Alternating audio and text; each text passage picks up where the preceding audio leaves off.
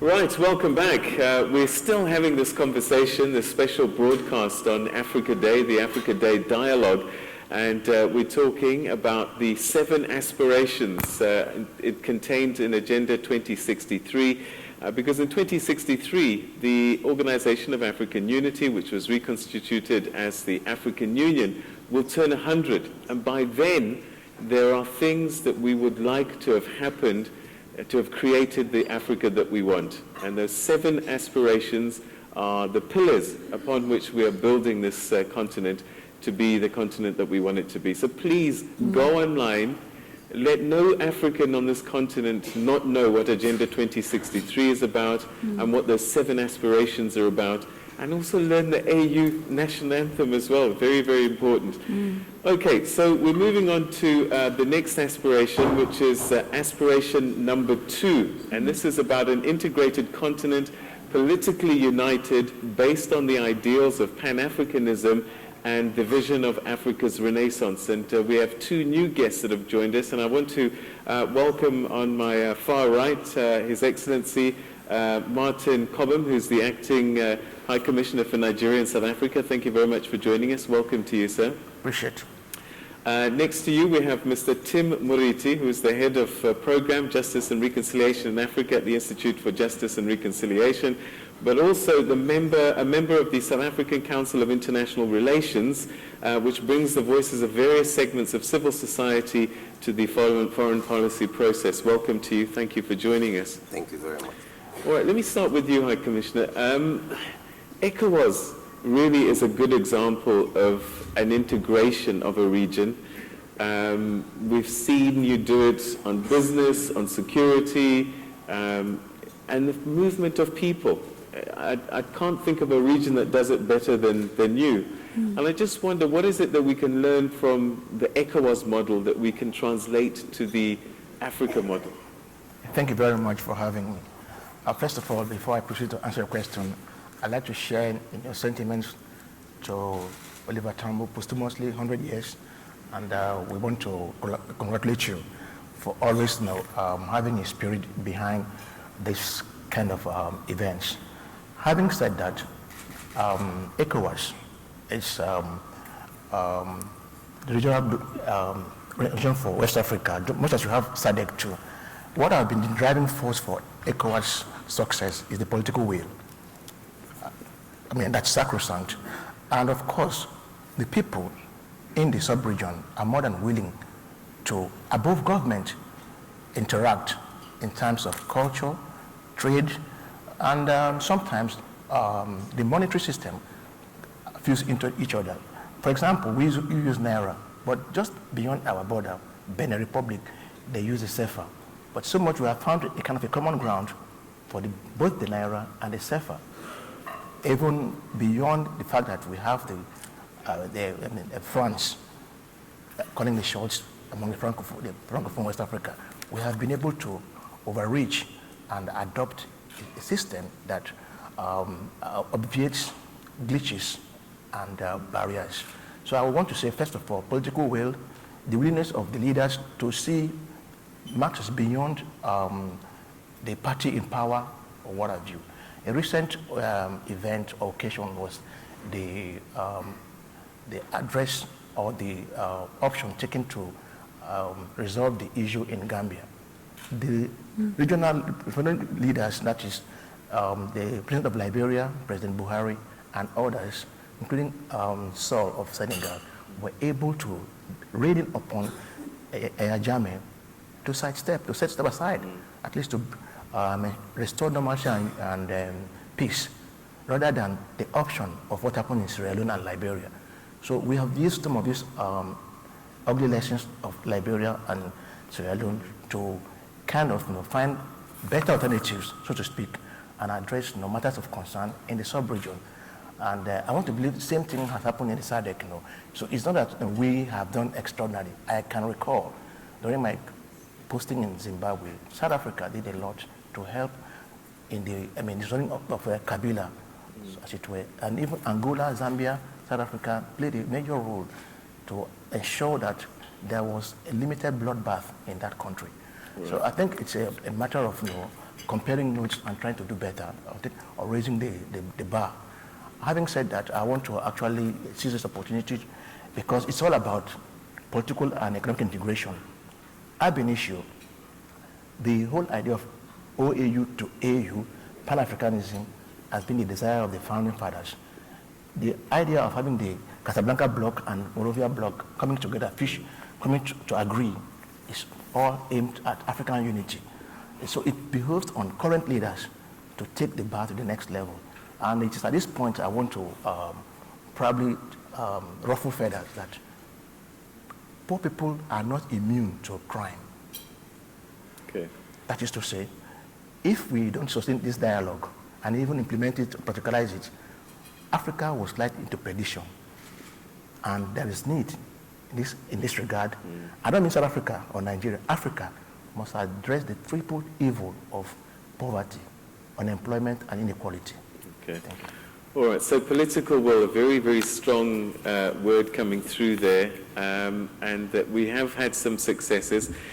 Before we carry on and bring in civil society, there were two questions that were asked before the break that we need to address, and the first one is public-private partnerships. We talk about them. How do we get business to join the party a lot more and help government? And also we had a young lady who said, look, you know, we're not all going to get to university, and we shouldn't all be trying to get to university.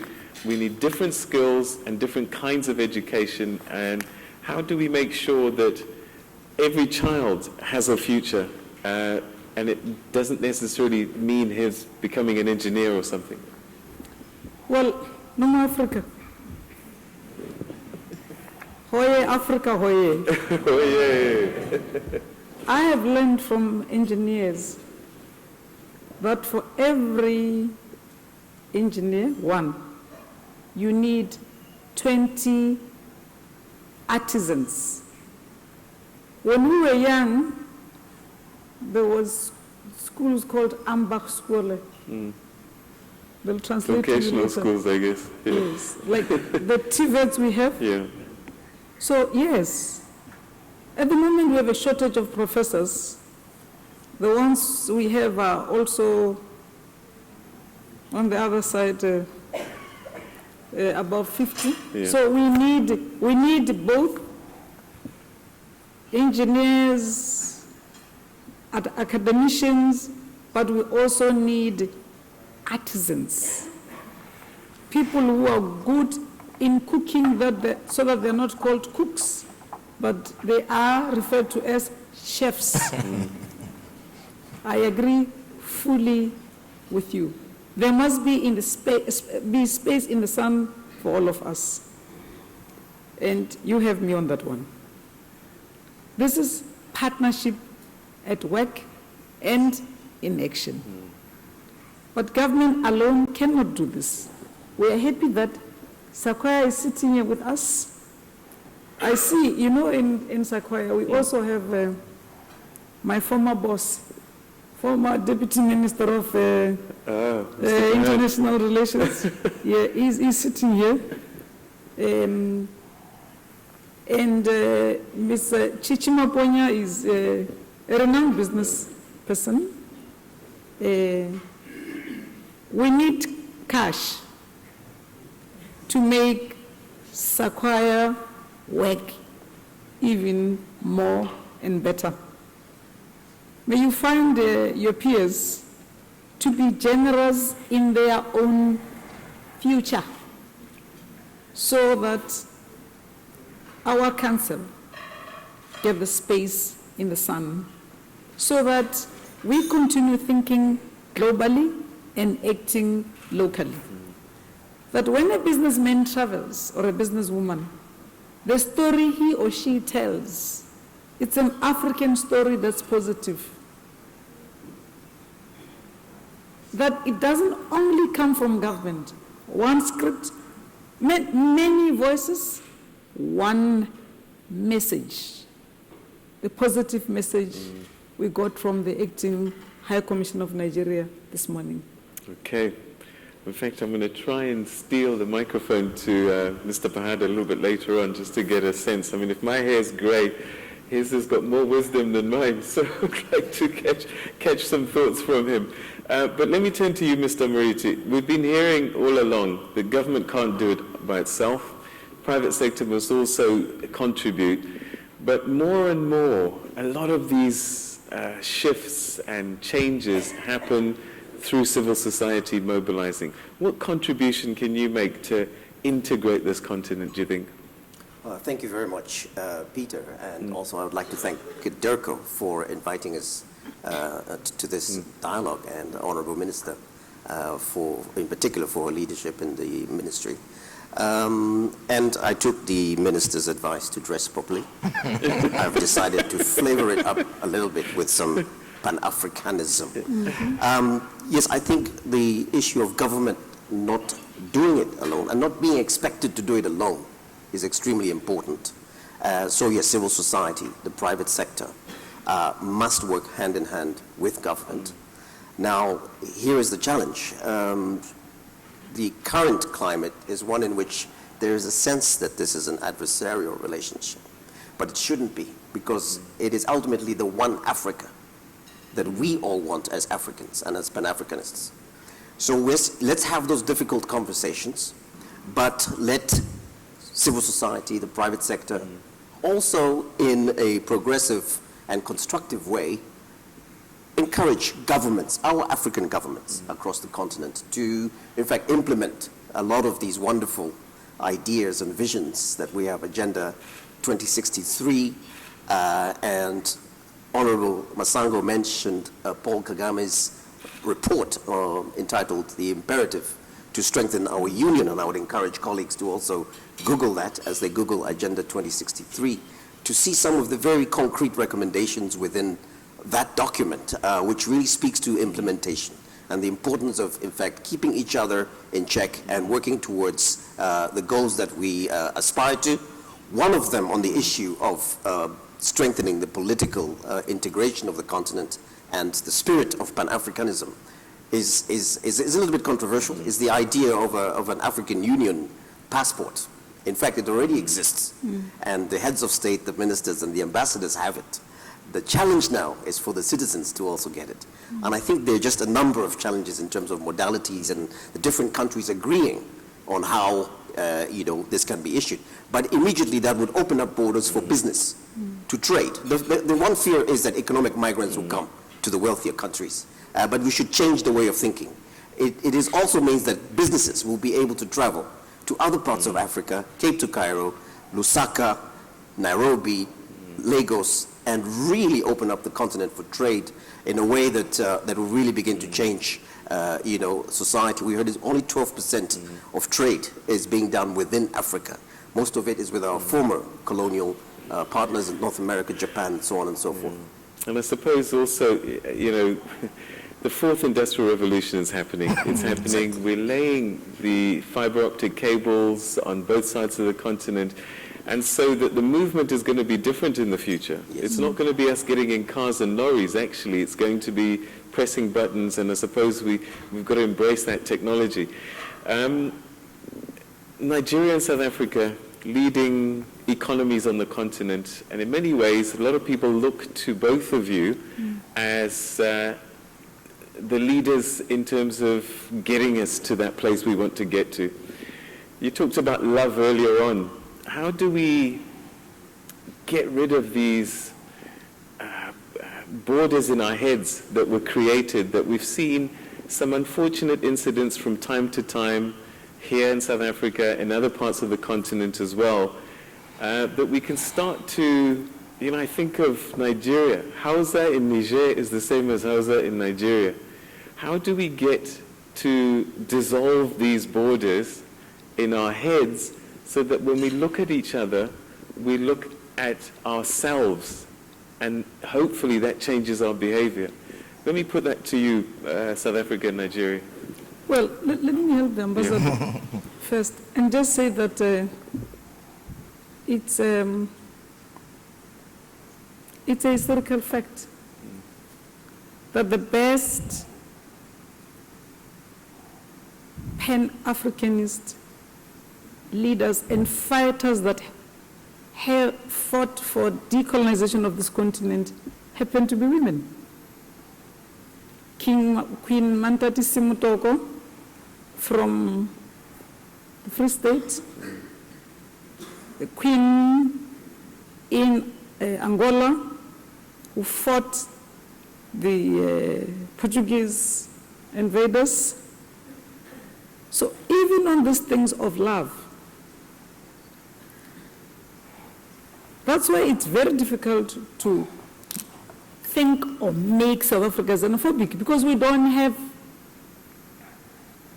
camps where we keep foreigners.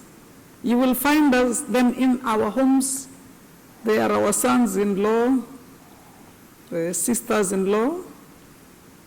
Tribalism had never worked on the continent with women. It only works during the day when men want to be elected.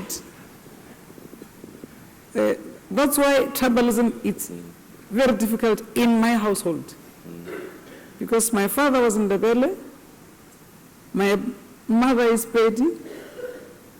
I have Pedi children and Shangan children who also have roots in Mozambique, from a father whose great-grandparents were descendants of Soshangan, who originally came from KZN. So we are basically one people. While His Excellency is getting ready to respond to this, I think the telltale evidence was when we were looking for Chibok girls from Nigeria. And the fact that there's Lake Chad, where even colonizers couldn't deal with the forests around Lake Chad. So as they demarcated, they just couldn't do anything. They say by 2 o'clock you need a torch to walk around in that bush. So Africans have always been one people. But through intermarriages and women wanting to champion unity of our continent, this voice of unity had kept on. 4.5 years of Dr. Nkosazana Dlamini Zuma at the African Union, at the helm of the African Union Commission, had made a difference of 40 years in 4.5 years. Wow. You agree? I thought you were going to clap to that. In Malaysia, Malaysia became independent in 1956. It took them the tragedy of 1969 to work for the socio-economic inclusion of the Bumiputra, or the indigenous people. 40 years later, they are back to one Malaysia because it worked for both people of Malay origin, of Chinese origin, of Indian origin. So 40 years, it's a lifetime, Peter. Yeah, no, you're right. It can be done, It can. particularly with the 4th industrial revolution you referred to earlier on. No amount of digitization and ICT will take the place of people-to-people interaction. Okay. Thank you very much, Madam Minister. I think I will take off from the Minister's last statement, that is people-to-people enhanced relations, so to speak. And I am sometimes uncomfortable, much as my president will use the word xenophobia. When he came last to South Africa on an event of FOCAC, I gave him a speech. He said, I'd rather use the word civil disobedience. Can I just ask you to raise your voice just a little bit? Yeah. So I was saying that the whole idea of xenophobia, from the point of Madam Minister, I want to align with her, is a mindset. It's something that has to do on account of limited exposure and travel between South Africa and Nigeria. Because if you look at it the other way, we have 10 flights from OR Tambo Airport to Lagos. That is 7 to Lagos, 3 to Abuja. And these aircrafts are not moving goods, as it were, but human beings. You wonder, what are those human beings going to look for? Vice versa. That means there is no xenophobia between these two human beings. It is an irritant that subsists in South Africa, so to speak, on account of, will I say, misguided or transferred anger. To a large extent, is basically unemployment and lack of something to occupy you. As Madam Minister has said, there is a lot of intermarriages between Nigeria and South Africa, and even beyond, so to speak, you know. And let me be a bit humorous. Madam Minister may not agree with me. I want to see the next 10 years, you might have Bafana, first 11, at least 7 will be Nigerians, as it were. Then in the parliament, instead of playing for France or England, in the parliament, you might have Nigerians in the next 20 years as MPs. But of course, they will be South Africans, they will not be Nigerians. Yes, yeah. We'll be hearing South African of Nigerian descent. So, and that is America's story. Yes, actually, and let me just progress further. Madam Minister said, women have always been at the forefront of emancipation of the continent, and I cannot agree less. In Nigeria, we have Queen Amina. In Zimbabwe, Ambassador will agree with me, Ambuya Nehanda. Yes. And of course, a lot more other. Women have actually been the arrowhead. If you look into this room, women are more African dressed than the men. When Madam Minister came in, I thought a Nigerian minister was coming in. Same with Madam Chichi Maponya. But the men are all here with ties. So who is now taking the African flag further? It is the women. So we want to challenge or urge the women, particularly the young ladies over there, to have the African thinking, to have ourselves, our mind liberated. We must see things beyond hearsay. When these eruptions starts, it's because of what people want us to do, because of misconception. Let me digress, and I'm sure you're not comfortable with my next statement. Drug pushing. How do a Nigerian come in here and start selling drugs if there are no drug barons that supply the drugs? Secondly, a Nigerian cannot come to South Africa and know Guguletu or Kailisha. A South African takes him there to sell the drug. It takes you to Tango. So this irritation, this misconception, this annoyance, it's something that we have to address and then remove it. Thirdly and finally, there are no frontiers or barriers in Africa. It is a colonial conception. Africans have been moving, crossed rivers, moved over mountains. We have the Ndebeles that left here after the Mfukane of Shaka Zulu and went as far as Zimbabwe. I mean, Mzilikazi and Lobengula went that north. And we have even some Shona, so to speak, in South Africa and even beyond. So it is like the Fulani cattle rearer that comes from Senegal all the way to Cameroon and will I say, Sudan. So Africa, there has been a oneness, but it is left to us to promote and further this oneness. In other words, this dialogue must be sustained. And I want to thank the Minister for creating the platform. Thank you again. All right, so civil society, I mean, this is where it really all happens, actually. I mean, I think the politicians can create policy, ease visa regulations, and so on and so forth. But at the end of the day, this human-to-human contacts having at civil society level, how do we, all of us, become African first? That's a very important question. And I agree with you, it's ultimately about people-to-people relations. But governments play an incredibly important role because they have the taxes that they collect from the people, and they have the ability to move those resources. And we talk about the funding for the African Union, for example. It's governments that have to send that money to the AU, not citizens, because the citizens have already paid their taxes. And it's good to see that the African Union is now examining a policy of self-financing 0.2% on eligible imports, which will be transmitted directly to the African Union to enable it to do all the work that it needs to do on the African continent, which will generate about $500 million a year. So that type of resource then becomes the platform for encouraging these people-to-people contacts and for encouraging, greater business enterprise and low and small, medium-sized enterprises across the continent. And I think it's important for us as we celebrate O.R. Tambo to also remember when he went out to literally build the ANC, he had nothing. He simply had the power of his ideas and his ability to convey a message. And he constructed the ANC into the entity that led to the liberation of South Africa in 1994. And we, as African citizens, must learn from O.R. Tambo, other African leaders, Kwame Nkrumah, Jomo Kenyatta, Julius Nyerere, for their ability to activate and do what was necessary to get to where they needed to get to.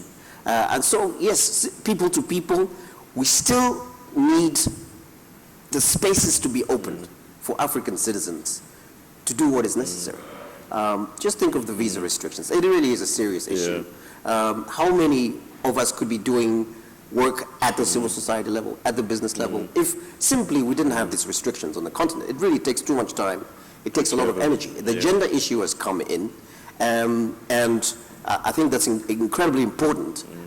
Women working even across these so-called artificial borders of ours. And there's an initiative by civil society actors, I should mention, which is called Africans Rising for Justice, Equality, and Dignity. And one of its aspirations is really to get a mobilization of 1 billion Africans to really take charge of our destiny and work hand in hand, as I mentioned, with key other important actors like government and our intergovernmental organizations like the AU and ECOWAS. All right, so I'm going to start mixing things up a little bit. Peace and security is also another important issue, but also this, I'm getting a sense that for Africa to succeed, there needs to be this cooperation, and we saw it during the liberation years under the OAU. The ANC was in Tanzania, was in Zambia, was in Lesotho, was in Angola, ZAPU, we're in Mozambique, we're in Zambia, Tanzania. So there were countries that cooperated to liberate this continent. There wasn't an issue of, that's your problem, sort it out yourself. There was a collectiveness.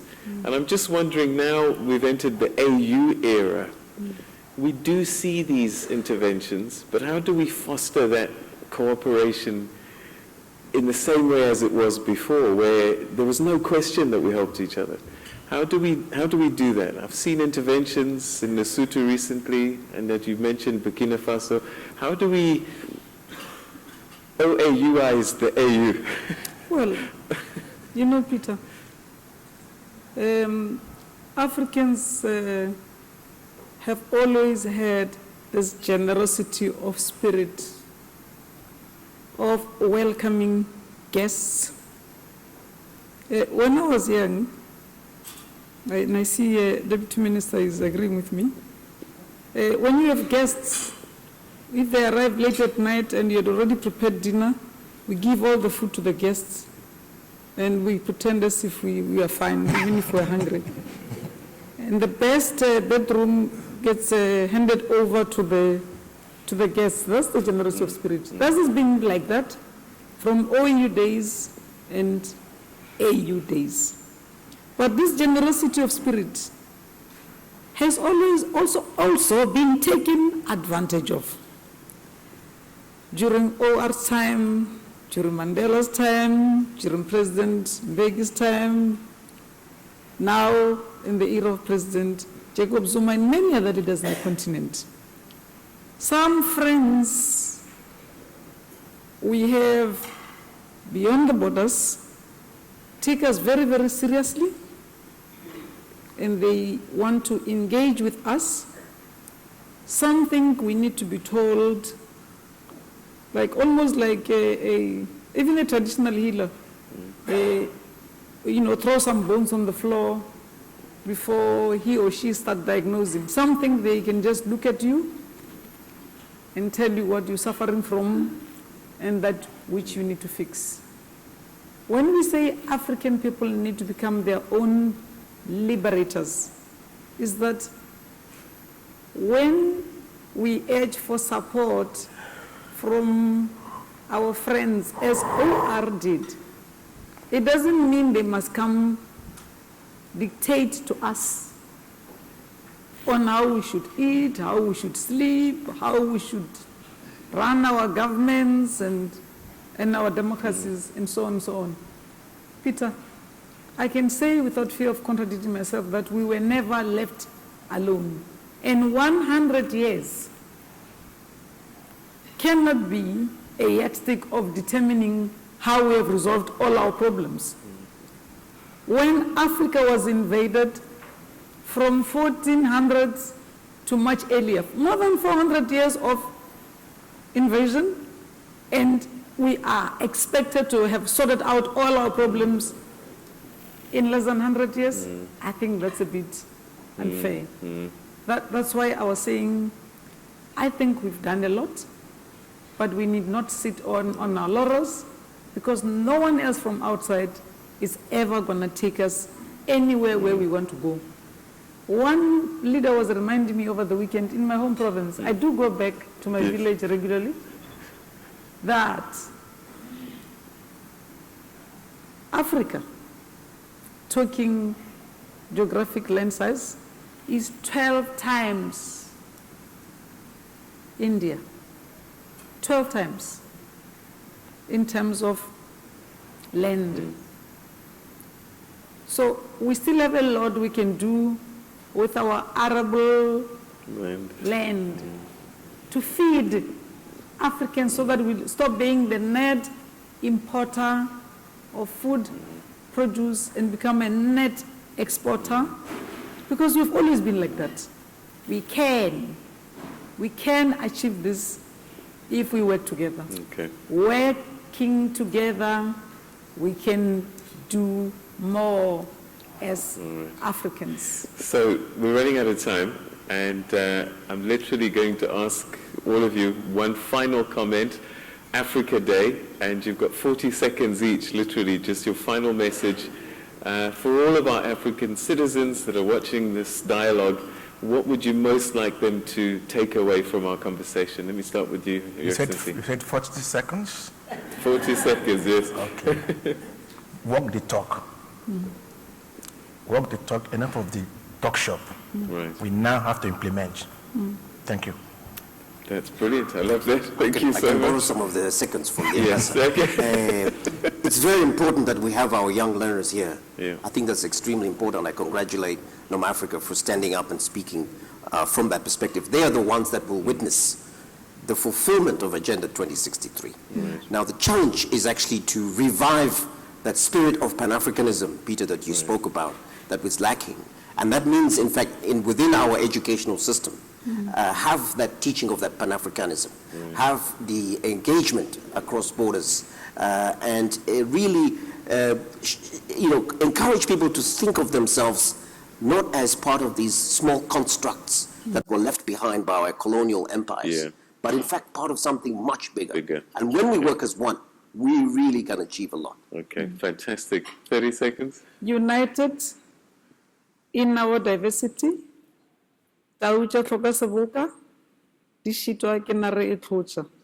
let's continue working together as one Africa. Africa, oye. Oh yeah, Africa. And that's where we're going to have to leave it. Thank you very much indeed for being part of this dialogue. And don't forget, Agenda 2063 is about you. It's not some document that's sitting in Addis Ababa. It's yours. From us, though, have a great day. Happy Africa Day, everybody. Asante sana. Kwaheri.